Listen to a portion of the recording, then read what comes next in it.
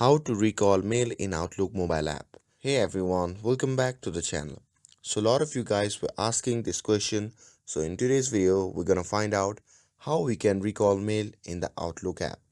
So without further ado, let's get started. So first thing first, open the Outlook app on your mobile device. And once you have opened the app, simply tap on the Google icon shown in the top left corner of the screen. And from the menu that pops up, simply tap on the send option. Now locate the conversation or email you want to recall and simply tap on it. Now tap on the three dot menu icon for more option. However, you will notice that the recall option is not available in the mobile app. Unfortunately, mobile version doesn't currently support recalling emails. So what you can do instead is just delete the email to prevent further actions.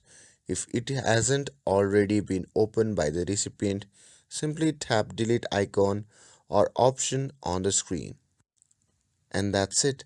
I hope this clear things up for you, and if you found this video helpful, don't forget to like, share and subscribe to get updated for more videos. Thanks for watching, and I'll see you in the next video.